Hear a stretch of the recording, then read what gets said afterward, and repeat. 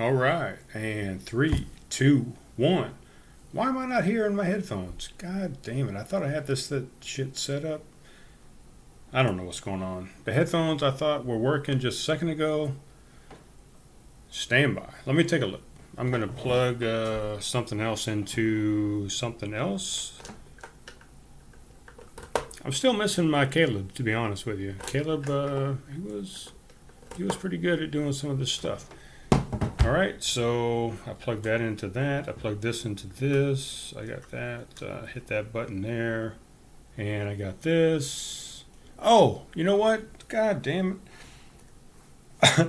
I unplugged the headphones from the headphone amplifier to plug it into the computer so I could hear the playback of the stuff that I just recorded, and that's why I don't have any headphones.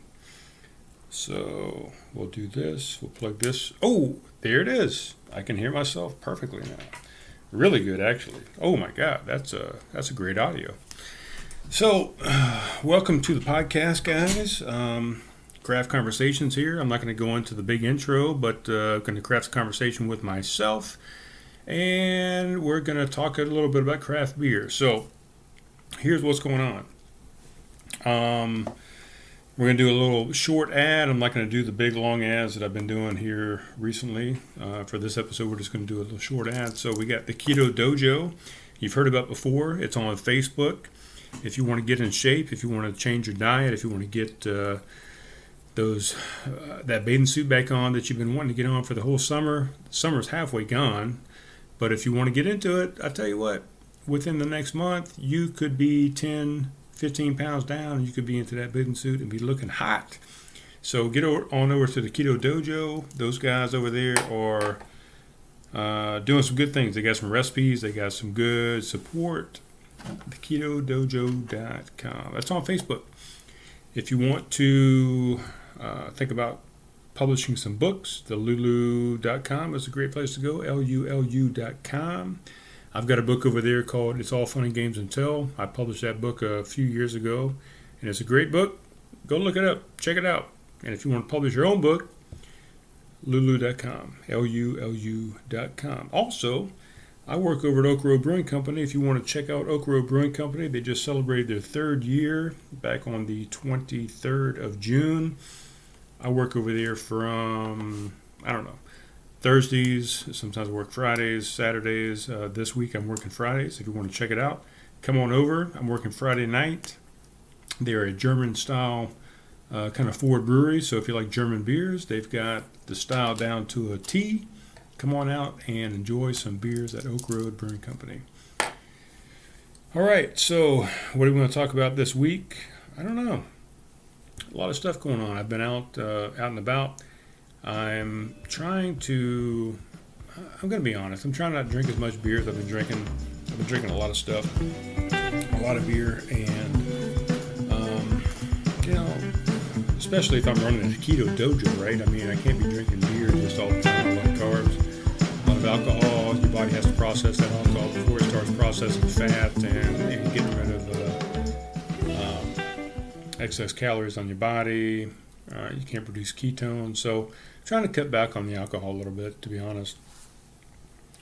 But what I am going to share with you is I had, matter of fact, let me look it up. I'm going to pull up my laptop here. I've had quite a few things this week. I went out to Holy City Brewing Company yesterday. I went to Frothy Beard. I had a new beer out at Holy City Brewing Company. I'm going to pull it up.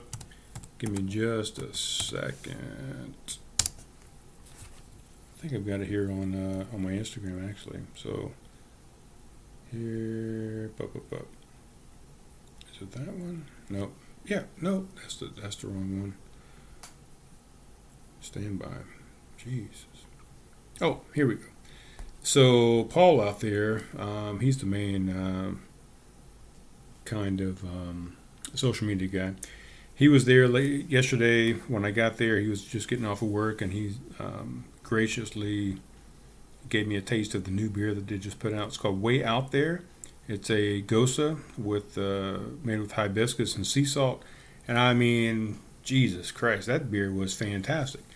It was the perfect the perfect amount of sweetness to sourness to saltiness. I mean, just the whole package was all rolled up into one. I didn't get a ton of hibiscus.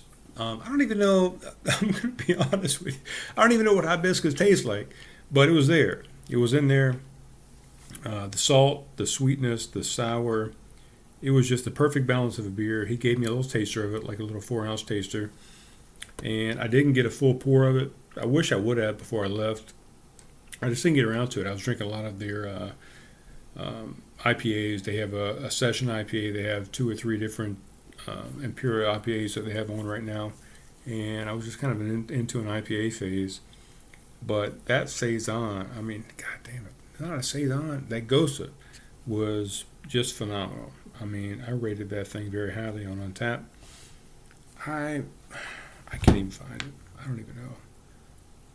My laptop has been down. All the pages are closed down that I had opened. It's asking me if I want to restore the pages. Yes, I want to restore the pages. I didn't even mean to close down the pages, to be honest.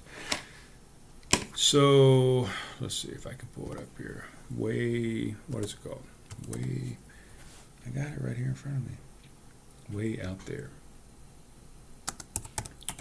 Way out there. Holy City, there it is. Click on it. So, it's a sour Gosa. We have worked with the Blue Ion Outpours crew a good bit over the last year, designing labels for Sparkly Princess, Pedestal, and Collision Stout. So brewing a beer together is a natural progression. Even though they are a bunch of designers and marketers, and we're stuck in the warehouse brewing beer most of the time, we all love the outdoors. We wanted to make a beer for the summer to encourage imbibing amongst friends and colleagues, no matter how high the mercury rises, meaning the heat. We brewed a light beer with Pilsner and wheat malt sitting right around 3.3% ABV. Man, I didn't realize how light that was. It tastes a little bit more than that. We kettle soured it, and before fermentation added hibiscus and pink sea salt to give this beer a color to match its funky flavor. It's salty, crisp, and tart. I would agree with that, and it's ready for drinking. They called it a pink drink, and it's definitely a pink drink. So get on out to Holy City Brewing and get you some of this beer. It is just phenomenal. I mean, it's one of the best sours I think I've had from those guys. And I talked a little bit on the last episode about the Pedestal, the sour wheat. This beer just blows that guy away, and I thought the Pedestal was phenomenal. I say phenomenal a lot, to be honest. I don't know why. But it is. It's a phenomenal beer. But this freaking beer, this Gosa, hibiscus, sea salt, get out and get you some of this. What else? So I was at Holy City. I had that Gosa. I had a Paradise. I had a honey come over, which is an IPA with honey. I had the Eno, which is one spelled backward. Spelled backwards. That's an IPA as well. I left there. I had a burger there, double patty. Burger, just classic. I think it had cheese. I think it had bib lettuce. It had tomato. It had onion. That thing was superb. They always have great food down there. I left there and I went, once I closed them down, went to Frothy Beard and had a couple good beers over there as well. I can't even remember what I had. A lot of good beers at Frothy Beard. I'm going to be honest. I really didn't have a theme for this podcast, for this episode. I really didn't have a direction I was going to go. I was just going to talk about a few things. I wanted to make sure I got something out for the Tuesday release, which is something that I just try and keep up on. At this point, I'm trying to just make sure that I keep the Tuesday and Fridays going so you guys have content. Hopefully it's something that's interesting. Hopefully it's something that you guys can relate to, that's entertaining on your way to or from work. Excuse me. My next guest, like I said, is going to be Gordon Peters. I've got another guy, Chris, that used to work with me at the Lowe's Beer Den. He's going to be the guest after Gordon. I think you're going to really like him. He is from New York. He is a former cop, and he has just got stories that you're just not going to believe. I think he's going to be very entertaining. You're going to like him a lot. So we got Gordon come up, and we got Chris. And then after that, who knows? The sky's the limit. Like I said, I've got 18 to 20 people that are willing to come on that want to talk about a lot of different things. I was at Kickin' Chicken the other night. I go there sometimes if I work like a Thursday or Friday night. This was on a Saturday, as a matter of fact. Those guys are open late. They what the hell just happened? I just spilled beer on the keyboard. Stand by. Jesus, man, it's always something, right? So yeah, I spilled beer on the keyboard, and I took a little break. You guys don't know it because I just I paused. I hit the space bar on the keyboard and paused, and just came back. But I got all that cleaned up. So yeah, I'm at the Kickin' Chicken the other night, and one thing I realized while I was sitting there at the bar, and this was kind of one of the things that I wanted to start back in the day, and it was kind of an evolution of this podcast, or kind of a inspiration for this podcast, I guess, was what I called views from a bar stool. So it's when I'm sitting at the bar, or I'm sitting at a bar stool, I'm sitting there observing stuff. And one of the things that I observed the other night, I'm sitting kicking chicken, I'm at the bar, I'm looking over at this bar stool, or not bar stool, this booth, right? There's a couple over there, two couples, guy and a girl. The couples get done eating, and all of a sudden the guys get up from the booth. They get up, walk up from the booth. They start leaving, and the girls are still sitting there. They're getting themselves up from the booth, and they get up. The guys are fucking 5-10 feet in front of them. They're walking out the door, out the side of the bar or the restaurant. They open the door. They leave, get out. The girls are still walking there behind them. They have to open the door themselves. They have to walk out themselves. What happened to chivalry? What happened to, when you get up from a booth or when you get up from a table, what happened to reaching back and holding your hand out and helping your girl up from the table? Not that she needs help. She doesn't need help. She's not an invalid. She's not fucking,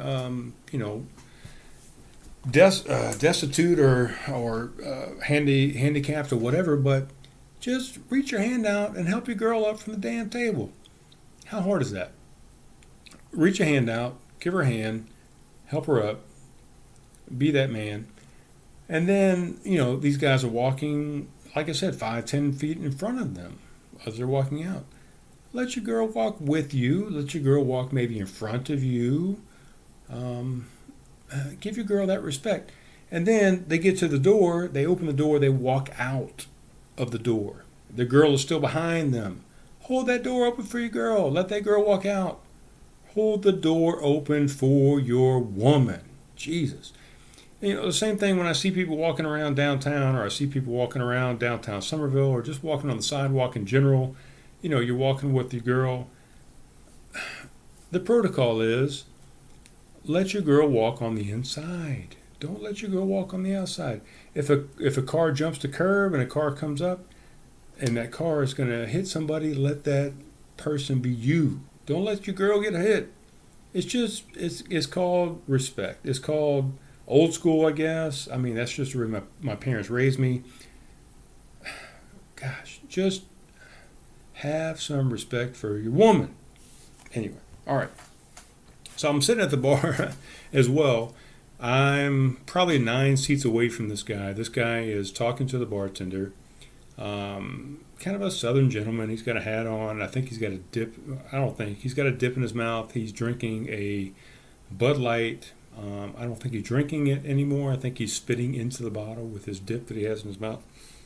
He is talking to the bartender about the keto diet. And, I'm a proponent of the keto diet. I run a Facebook page called the Keto Dojo. We have 398 members at the moment. About to reach 400.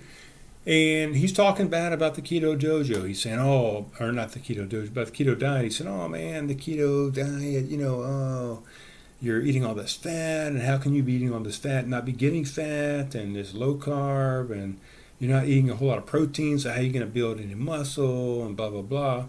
So I kind of, not yell across the bar, but I kind of just, across the bar, I said, hey, do you do the keto diet? Because I hear you talking about the keto diet a lot.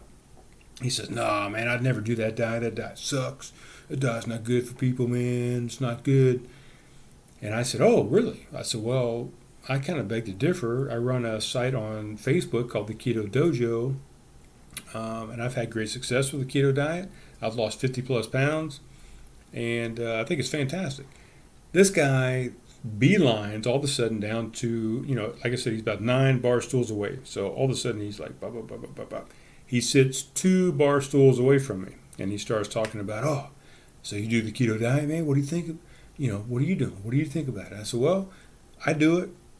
I've had great success with it. I've lost 50 pounds. It's a great diet. I said, I think all my biomarkers are good. I'm in great health.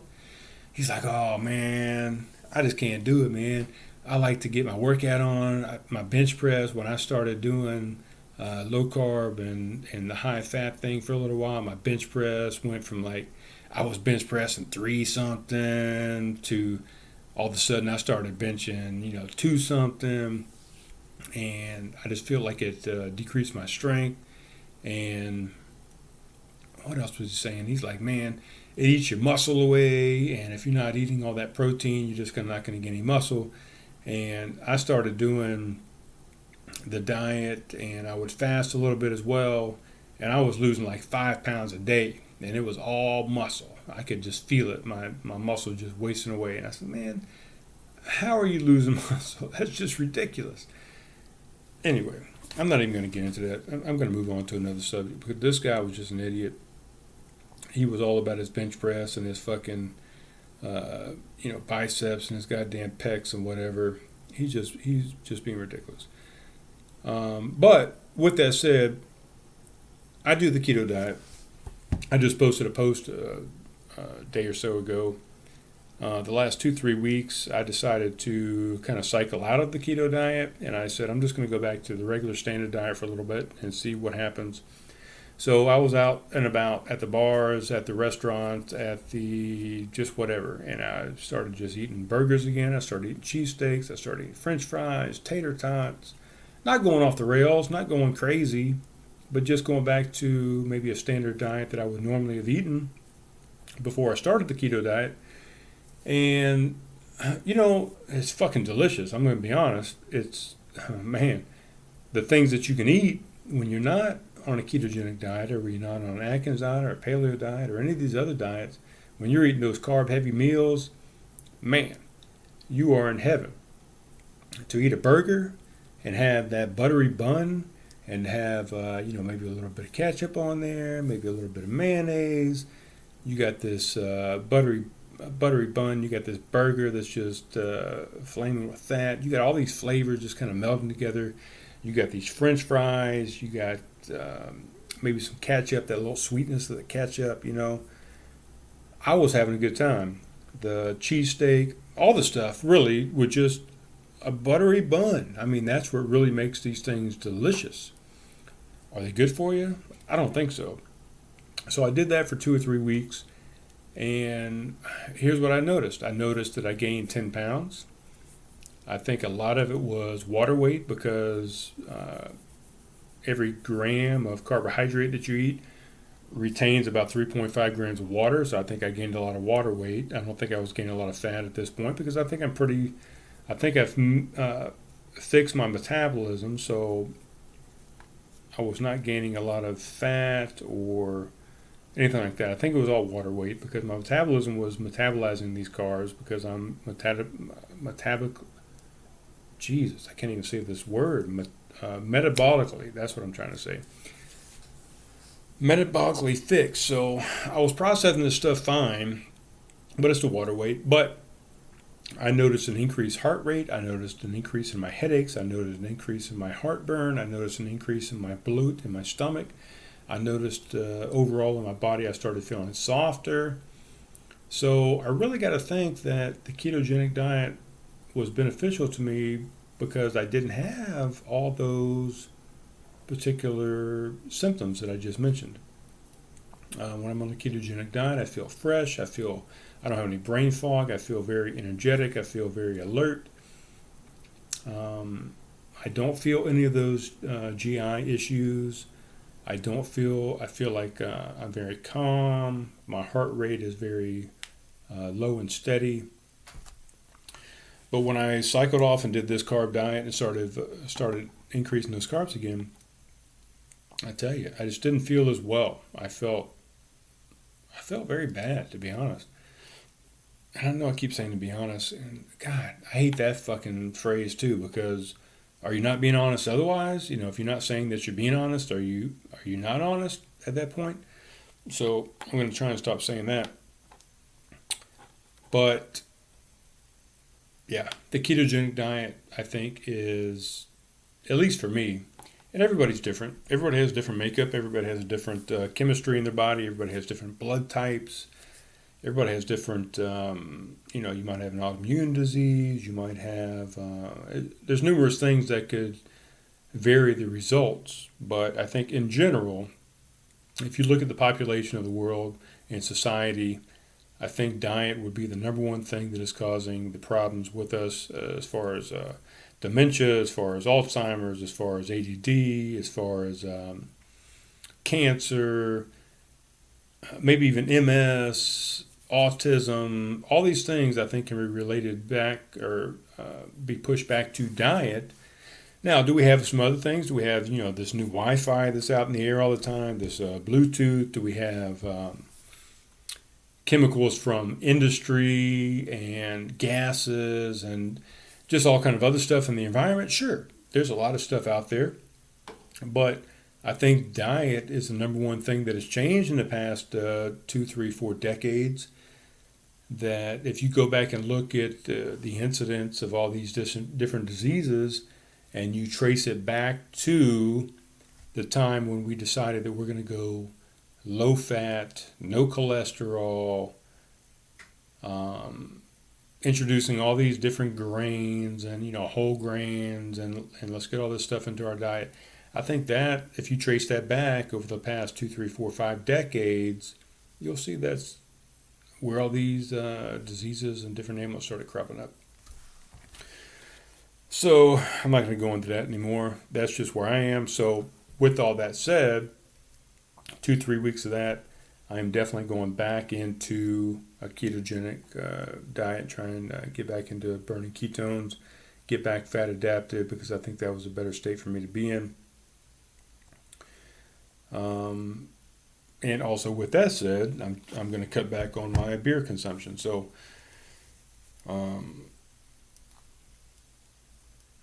I know this is a podcast about craft conversations. It's about craft beer. I probably am going to only be drinking beer during the podcast.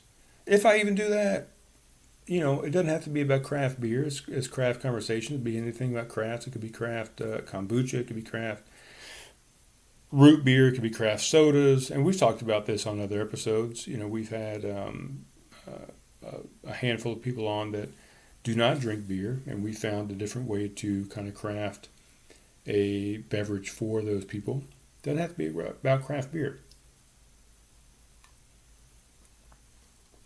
As I say that, I'll share a swallow with you. I'm having a Citrodelic by New Belgium. Let's look that up. If I can get my mouse to work, because I did spill some beer on it, but let's look up Citrodelic. I believe we've drank that on the podcast before. What the hell? What is going on? My keyboard has a mind of its own right now. You know why? Because I spilled beer on it. That's why. Citrodelic. There we go. Citrodelic. So, Citrodelic Tangerine IPA. It's a New Belgium Brewing Company. It's an IPA, 6% ABV, 50 IBUs, 3.71 average rating, Tune in and hop out with New Belgium Citradelic. Set adrift on a kaleidoscope wave of happiness. Brought to you by mystical marriage of citra hops and tangerine peel, which elevates each sip onto a plane of pure tropical fruity pleasure. Citradelic's namesake hop and fruit. Man, my brain gets just way ahead of me when I'm reading words and paragraphs. So here we go. Tune in and hop out with New Belgium Citradelic. Set adrift on a kaleidoscope wave of happiness, brought to you by a mystical marriage of citra hops and tangerine peel, which elevates each sip onto a plane of pure tropical fruity pleasure. Citradelic's namesake hop and fruit combine to jam with visions of additional hops like citrusy Mandarina Bavaria, tropical Azaka, and fruity Galaxy for a colorful explosion that's grounded by just a touch of malty sweetness. Bored by the status quo? Expand your palate with a pour of Citradelic. The hops in there are Nugget, Crystal, Centennial, Azaka, Cascade, Citra, Chinook, Galaxy, Mandarina Bavaria, and Simcoe. The malts you got in there are Pale and Caramel 120. That gives it that maltiness, that sweetness. Tangerine infused orange peel. So there's a shit ton of stuff going on in this Citradelic Tangerine IPA. What else we got here? Like I said, I'm going to take a little break from drinking beer. I think, sometimes you just got to cycle stuff, man. Too much of a good thing is not a good thing. So sometimes you got to cycle out of it, whether it be cycling out of drugs, cycling out of alcohol, cycling out of too much meat, too many vegetables, too much fruit, juices, whatever. You have to take a break. You have to change things up. You got to give your body a different look. Your body gets set into a homeostasis, and it likes to maintain a certain status. So if you give it that certain status for too much time, it gets stuck there. It gets stale. You have to change. You have to change things up. So I'm changing things up by taking a little bit of the beer out of my diet. What else? I'm still working on perfecting the audio, so the video is going to come back. I'm looking right now at the GoPro that we used to record the video with. I'm looking at the stand that we used to plug it into. I'm eventually going to point that thing directly at me, and we're going to start recording some video again. Once we get a guest on here, we'll set it up kind of similar to what we did previously. We'll set it up and get us a look. When I have a guest in here, because it's just me, I'm going to have them sitting directly across from me where Caleb would normally sit, and the guest and I will sit there and talk across the table. What I would like to do is I want to get a couple comfortable chairs, some loungers of sorts, maybe a recliner, what have you, leather bound, something comfortable. We're going to set up two comfy chairs and maybe just set a table in between us that we can put a beverage on. And we're going to kind of relax the feel of this podcast a little bit. I love the table that we created. I think it's fantastic. It's got a lot of great stickers on it. But we're going to try to do something different. We're going to try and relax it and make it just feel a little more comfortable for the people sitting here, myself and the guest, and for the viewers and the listeners. You're going to feel that energy, that relaxed energy come out of there, whether you're listening to it, whether you're watching it, whatever. What else? Oh, I took a picture today. I posted it on Facebook and on Instagram. I found a box out in the garage. When I used to work my government job, I was a government contractor for a little while for the Marine Corps after I retired from the Air Force. And at my desk, I don't know. You could call it being a show-off. You could call it just kind of tooting your own horn, whatever. But I thought it was just inspirational. I brought all the medals that I had from anything I'd done, from a triathlon to a marathon to an ultra marathon to a Spartan race to a 10K, any medal that I had in my possession, I collected all those and I brought them to my workspace, my little cubicle that I had. I was a project manager for a project from the Marine Corps as an IT project manager. I brought all those things. I placed them out on my desk. I kind of displayed them. And I thought it was inspirational. I thought, people would see this and say, man, this guy is doing some great stuff. I need to do some things. I need to stay in shape. I need to get fit. I need to enjoy some different ventures. So I placed them up there. Well, when I left that job, I packed everything into a big bin, which is still sitting in my garage. And for some reason, today I was going out there looking for something. I can't even remember what it was now, but I pulled all those medals out of that bin. I took them inside. I laid them out as best I could onto my bed. I took a picture of them, and I put them out there into the ether of Facebook and to Instagram and said, man, I really need to come out of retirement, because when I did my race out in Colorado Springs, California with my son, Brian Jr., back May 5th, Cinco de Mayo, out in Colorado Springs. I did that event. I did not feel very well. I was at some elevation out there. I didn't train as best as I should have. My polycythemia vera, which I've talked about briefly during the Blue Sphere episode, kind of got the best of me a little as well. Excuse me. And I told myself after that event, because I felt so shitty, man. I felt defeated. I felt like I just did not want to move.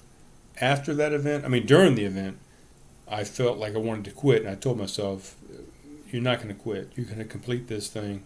It was a super Spartan, which is about 9+ miles and 27 something obstacles. Multiple times during that thing, I just wanted to quit and say, call me a go-kart, call me a golf cart to come pick me up, because I'm done. But I didn't quit. I'm not a quitter.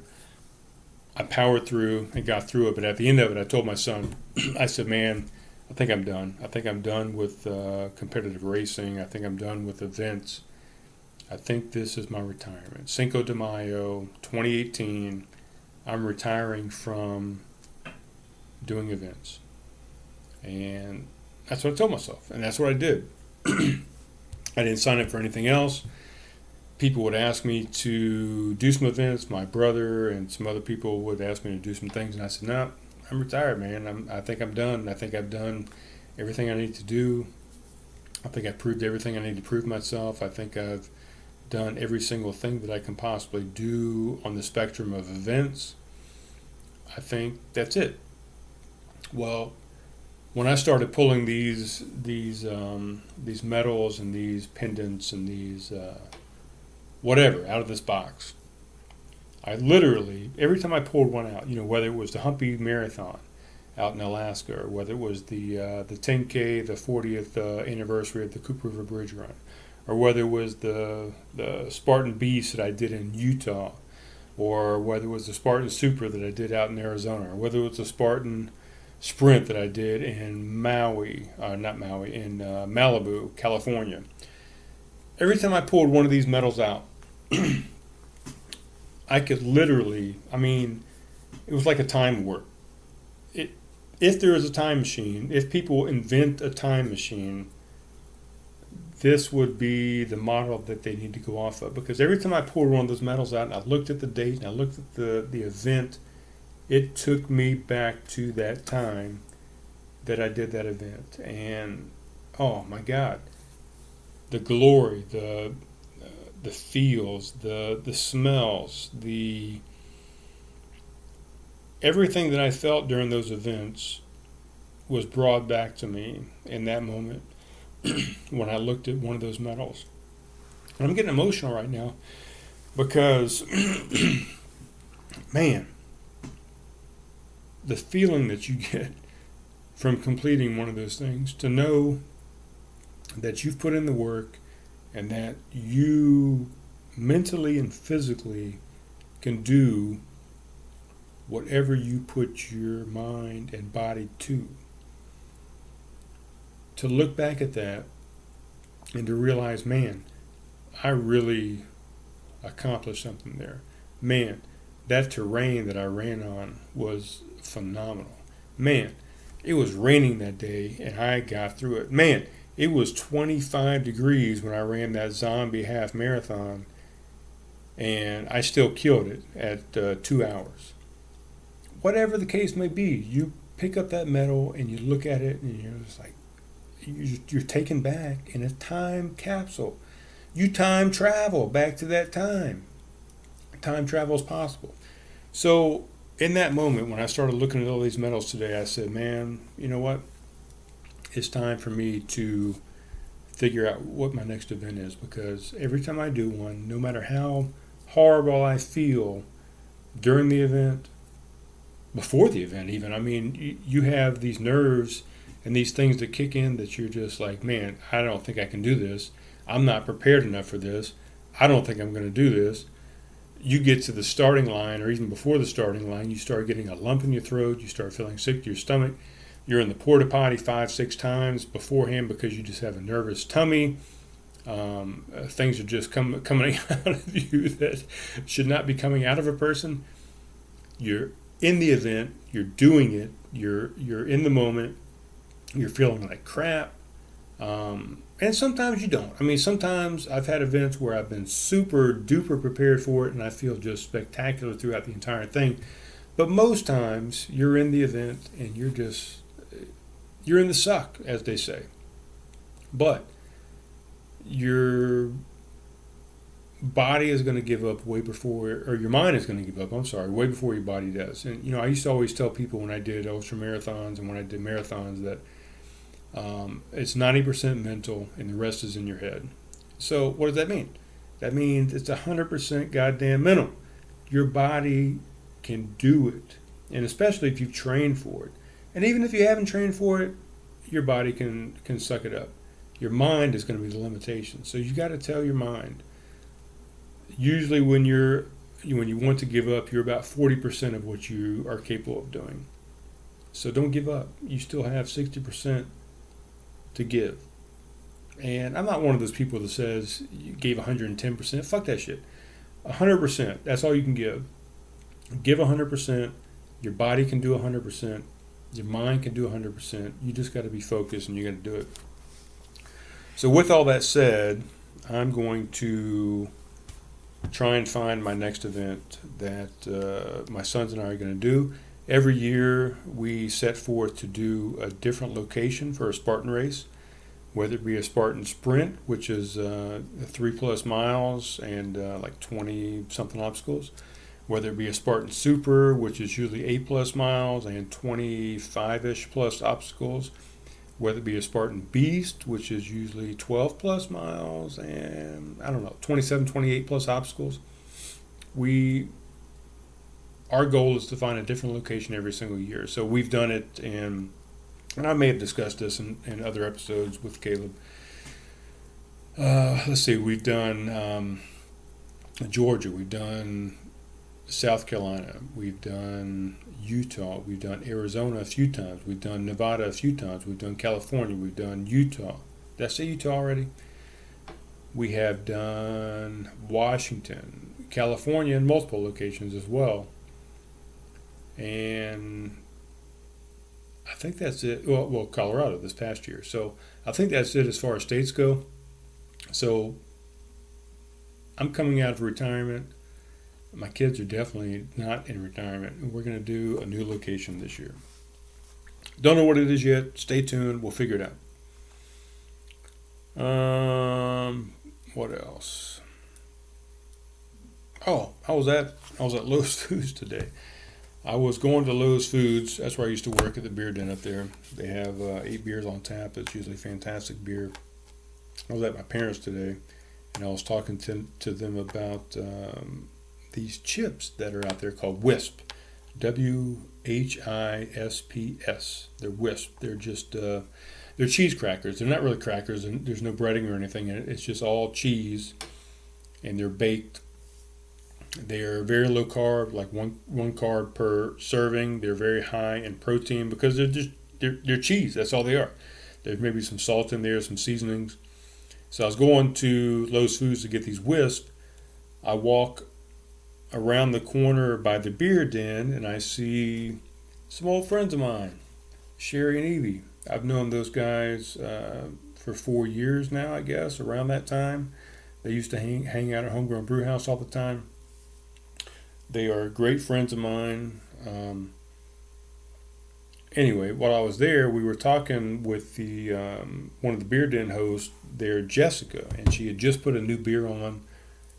It was a Brooklyn Brewery Bel Air Sour, and she was talking about the last time that she had it, that she didn't want to even taste it or drink it because last time that she had it, she was fairly drunk at the time, and she drank too much of it and started throwing up. So all she can think of is the taste of that beer coming back out of her, and she didn't even want to smell it. She didn't like the smell of it. She didn't like the taste of it. She didn't even want to look at it. She was even pouring some of it for us, and she didn't even like to pour. So I started telling a story back when I was in Pepper Hill, way back in the day. I mean, this was, hell, I don't even know how old I was. Probably 9, 10, I don't know.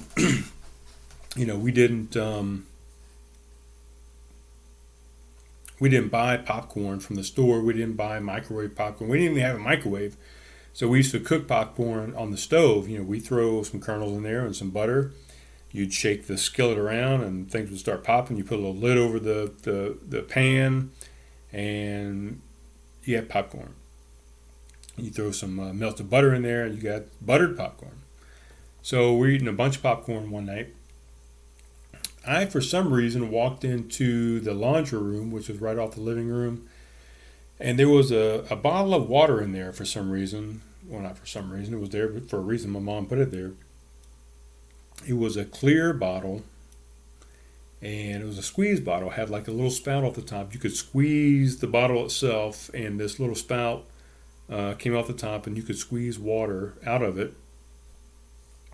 I'm colorblind, so I didn't realize that this bottle of water had like a light blue tint to it because it had plant food in it. My mom had put plant food in there. She would take this little squirt bottle. She would squirt it into different potted plants throughout the house and help them grow. I thought it was just plain water. I was thirsty. I was drinking salted, buttered popcorn. And I pick up this bottle out of the laundry room and I start just squirting it into my mouth. I walk out of the room and I'm still squirting this bottle into my mouth. My mom freaks out. She's like, "What are you doing? Why are you drinking that water? That's plant food." I'm like, "What are you talking about? It's just water. It doesn't taste like plant food at all." That's not what I said, but that's what I'm thinking in my head. It just tastes like water. There's nothing fancy to it. So she's freaking out. She says, "Oh my God, my kid just drank plant food. What am I supposed to do?" At that time, there was no Google, there was no internet, there was no anything. So what do you do at that point? Well, at that time in life, you had the operator you could call. You had 411 that you could call. And 411, you would call up and try and find out what the local time was and different things. There was a lot of stuff that you could get from that 411 info channel.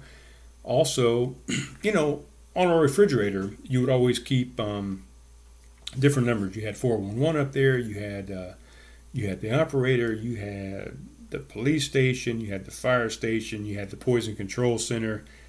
You had your next door neighbor's number.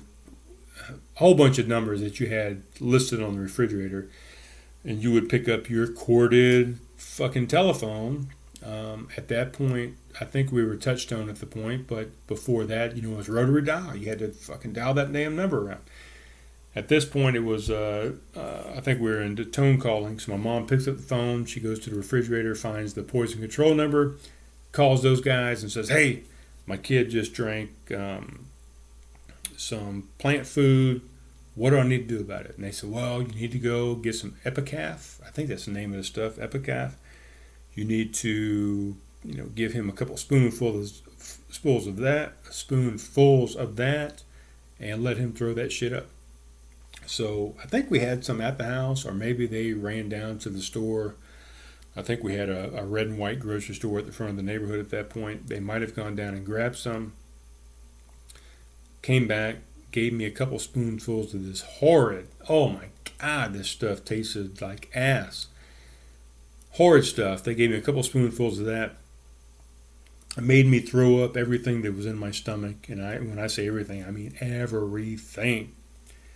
To include the popcorn, to include whatever else I'd eaten that day, to include whether I drank that day, to include the plant food, to get the poison, out of my body. So the moral to the story is, this girl was saying that she couldn't drink this Brooklyn Brewery Bel Air Sour anymore because she had thrown it up because she had gotten so drunk that day. I could not eat popcorn or even get by the smell of pop. If I walked into a movie theater or if I went to somebody else's house that was popping popcorn, I had to leave, man. I could not tolerate the smell, the taste, the look, the feel, anything of popcorn for at least, oh my God, I got to say at least 5 years. Popcorn was off the table.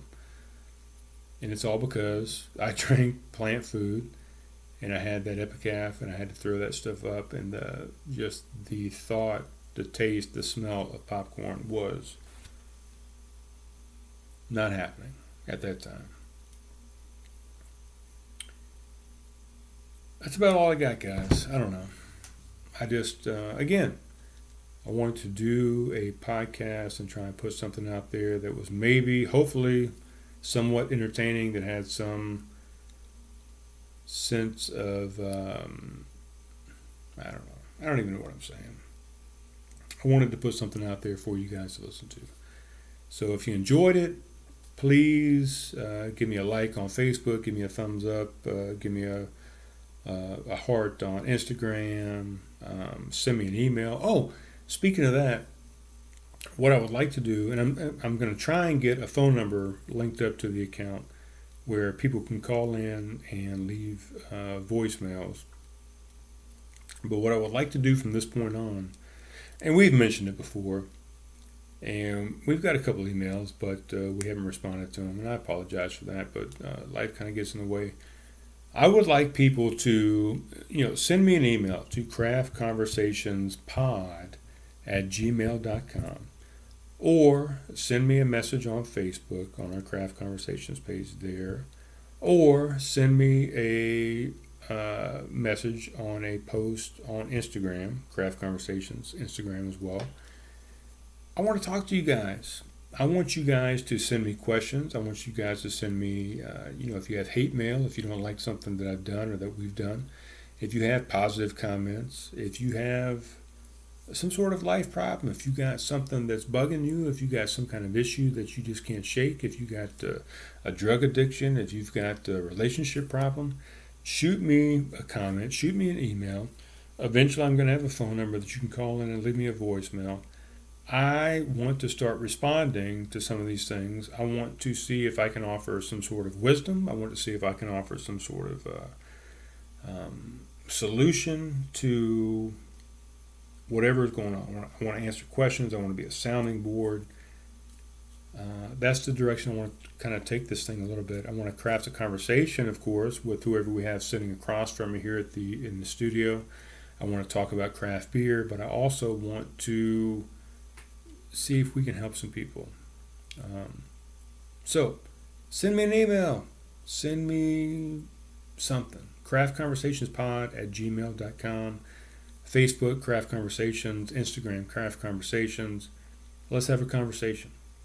Let's work out some issues. Let's try and help make the world a better place. All right? I will talk to you soon.